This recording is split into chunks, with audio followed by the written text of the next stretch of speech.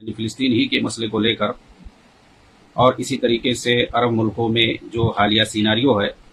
اس کو لے کر کس طرح پروپیگنڈا کیا جا رہا ہے، اور جو حقیقی فلسطین کے خائن اور غدار ہیں ان کو فلسطینیوں کا ہمدرد بنا کر دکھایا جاتا ہے، اور جو فلسطین کے اصلی ہمدرد ہیں اور کام کر رہے ہیں فلسطین کے لیے ہر سطح پر، سیاسی، سفارتی، اقتصادی، ہر سطح پر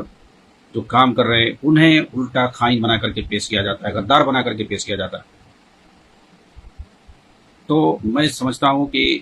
آج جو ہے اسی پر بات کی جائے۔ خاص طور سے میں نے ایک سوشل میڈیا پہ ایک مضمون پڑھا برادرم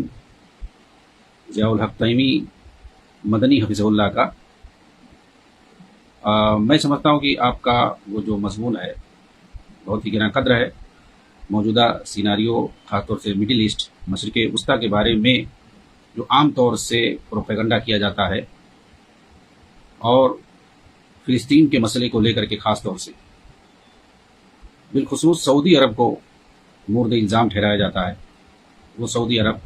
جو ہر سطح پر کام کرتا ہے، دینی اعتبار سے، عقیدے اور منہج کے اعتبار سے،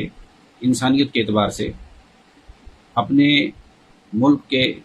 واسطے اور اسی طریقے سے دیگر عالمی اسلام کے لیے اور بالخصوص قضیہ فلسطین کے لیے اس کے جو کارنامے ہیں وہ محیر العقول ہیں۔ لیکن آپ دیکھیں گے جو کچھ نہیں کر رہے ہیں، یعنی جن کا عمل دخل زیرو ہے، صفر ہے، بلکہ الٹا وہ خائن اور غدار ہیں، اسرائیل سے باقاعدہ ملے ہوئے ان کا ہر طرح سے سپورٹ کرتے ہیں، مالی اعتبار سے، فوجی اعتبار سے، ساز و سامان کے اعتبار سے، اقتصادی اور سیاسی اعتبار سے، ہر سطح پر یہودیوں کی اور رافضیوں کا جو تعاون کرتے ہیں، ساتھ دیتے ہیں فلسطینی مسلمانوں کے خلاف، ان کو جو ہے ہیرو بنا کر کے پیش کیا جاتا ہے۔ جی ہاں، اور جو ہر اعتبار سے فلسطینی عوام کے لیے کام کرتے ہیں اور ان کے لیے شروع سے لے کے آج تک کرتے چلے آ رہے ہیں، ہر جگہ ان کو دیکھو گے، ان کو الٹا جو ہے خائن اور غدار بنا کر کے پیش کیا جاتا ہے۔ تو میں نے سوچا کہ آج اس مضمون کو پڑھا جائے آپ کے سامنے۔ چنانچہ آپ لکھتے ہیں کہ موجودہ زمانے میں جہاں ایک طرف بیشتر مسلم حکومتوں میں بے دینی، بدعقیدگی، جھوٹ، نفاق، عہد شکنی، کھوکھلے دعوے، قول و فعل میں تضاد، امت کے مسائل سے بے حسی اور بے خبری، بلکہ بعض کے یہاں امت کے ساتھ خیانت اور غداری جیسی بیماریاں پائی جاتی ہیں، وہیں دوسری طرف آل سعود کے عمراء اور حکمراں اپنے اعمال و کردار کی بلندی، توحید و سنت کی غیرت و حمیت، دعوت دین کے جذبے سے سرشاری اور اس کے لیے حما، جہد، قربانیاں، حرمین شریفین کی تاریخی اور محیر العقول خدمات، عالمی اسلام اور مظلوموں کے سخاوت بھرے تعاون، حسب استطاعت امت کے مسائل کو حل کرنے میں غیر معمولی دلچسپی اور اس کے لیے بے لوث و پیہم تگ و دو، مختلف علاقائی اور عالمی چیلنجز، سازشیں اور دباؤ کے باوجود اپنے اسلامی اور ایمانی فیصلوں اور اقدامات پر اصرار اور ثابت قدمی اور صبر و تحمل وغیرہ جیسی بے شمار خوبیوں سے متصف ہیں،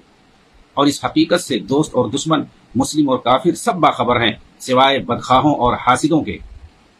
لیکن اس کے باوجود کیا وجہ ہے کہ اخوانی اور بدعتی ٹولے دیگر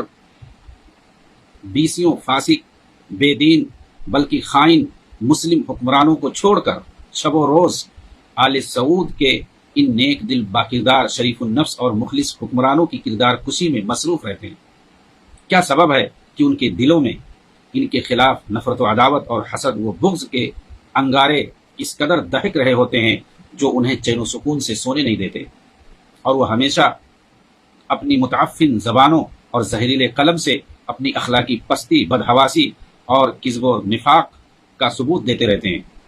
کس بنیاد پر یہ لوگ آل سعود کے لاکھوں دینی، علمی، دعوتی اور انسانی کارناموں، خدمات اور امت پر کیے گئے ان کے عظیم احسانات کو فراموش کر کے چند چھوٹے بڑے عیوب کو اچھالتے رہتے ہیں اور جھوٹے پروپیگنڈوں، بے بنیاد دعووں اور فرضی خدشات اور توقعات کی بنیاد پر انہیں امت کا خائن باور کرانے پر تلے رہتے ہیں؟ یہ اخوانی ایک طرف نفاذ اسلام اور اسلام کی حکمرانی کا دعویٰ کرتے لیکن دوسری طرف جس حکومت میں اسلام کا نفاذ سب سے زیادہ ہو رہا ہے اور جہاں کی عدالتوں میں فقہ اسلامی کی تطبیق ہوتی ہے، اس پر ان حکومتوں کو ترجیح دیتے ہیں جہاں وضعی قوانین کا نفاذ ہے، یعنی جہاں پر سیکولر نظام قائم ہے، یہودیوں اور انگریزوں کا بنایا ہوا دستور نافذ ہے، اور جہاں شرک و بدعات کا بازار گرم ہے، اور جہاں سرکار کی نگرانی اور سرپرستی میں زناکاری، بدکاری اور تمام برائیاں انجام دی جاتی ہیں۔ یہ امت کے ساتھ خیرخواہی اور امت کی سربلندی کا دعویٰ کرتے ہیں، لیکن عرب فسادیہ کی صورت میں 2010-11-12 میں سنی ممالک کو آپسی خانہ جنگی، تباہی اور قتل و خونریزی میں مبتلا کرنے اور ان پر رافضی، صہیونی اور صلیبی جیسی اجنبی طاقتوں کو مسلط کرانے کے باوجود یہ اپنے نظریات اور سرگرمیوں پر نظر ثانی کرنے کے لیے تیار کیوں نہیں ہے؟ کیا یہ ان کے نفاق اور قول و فعل کے تضاد کو ظاہر کرنے کے لیے کافی نہیں ہے؟ حالانکہ ان ایام میں، یعنی عرب فسادیہ کے موقع پر، جو ان لوگوں نے بدترین کارنامہ انجام دیا مسلم حکومتوں کے خلاف، صہیونیوں، صلیبیوں اور رافضیوں کے ساتھ مل کر کے،